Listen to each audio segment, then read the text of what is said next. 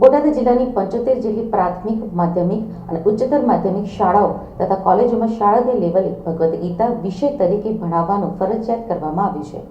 એકાદશીના રોજ ગીતા જયંતિ હતી. છેલ્લા 20 વર્ષથી પ્રતિવર્ષ ગીતા જયંતિ મહોત્સવની ઉજવણી ગીતા પાઠશાળા સંસ્થાન ગઢડા દ્વારા કરવામાં આવે છે. ત્યારે આ વર્ષે બોટાદ જિલ્લાની 75 જેટલી પ્રાથમિક, માધ્યમિક અને ઉચ્ચતર માધ્યમિક શાળાઓ તથા કોલેજોમાં શાળાકીય લેવલે ભગવદ્ ગીતા વિષય તરીકે ભણાવવાનું ફરજિયાત કરવામાં આવ્યું છે. ગઢડામાં ગીતા પાઠશાળા સંસ્થા દ્વારા વિશાળ રેલી યોજાઈ વિદ્યાર્થીઓ દ્વારા વક્તૃત્વ, નિબંધ, લેખન અને શ્લોક ગાન સ્પર્ધામાં ભાગ લેવાયો હતો. ગુજરાતની તમામ સરકારી શાળાઓમાં ધોરણ 6 થી 8ના બાળકો માટે ભગવદ્ ગીતા વિષય તરીકે ભણાવવાનું ફરજિયાત કરવામાં આવ્યું છે. ત્યારે બોટાદના ગઢડામાં રહેતા સંજયભાઈ દ્વારા જિલ્લાની કુલ 54 શાળાઓમાં ગીતા પાઠશાળા શરૂ કરવામાં આવી છે, જેમાં 7,000થી પણ વધુ વિદ્યાર્થીઓ ગીતા પાઠશાળા થકી ભગવદ્ ગીતાનું જ્ઞાન મેળવી રહ્યા છે. આપનો પરિચય? સંજયભાઈ ઠાકર, પ્રમુખ ગીતા પાઠશાળા સંસ્થાન ટ્રસ્ટ ગઢડા.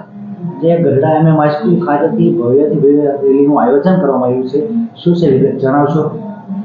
જો આજે ભગવદ્ ગીતા જયંતિ છે, માગસર સુદ એકાદશી, એ ભગવદ્ ગીતાનો જન્મદિવસ છે.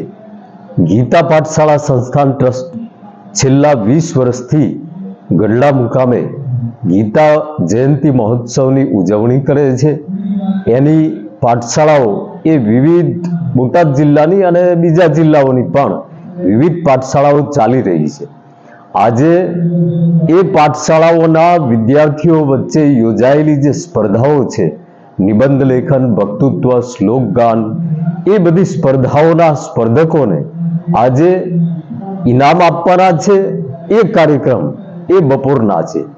અને આજે અહીં સ્થાનિક જે શાળાઓમાં જે પાઠશાળા ચાલે છે, એ પાઠશાળાઓના વિદ્યાર્થીઓ આજે રેલી સ્વરૂપે નગર યાત્રા કરી અને ગામને ભગવદ્ ગીતાનો સંદેશો આપવા માટે થઈ અને આજે નીકળ્યા છે.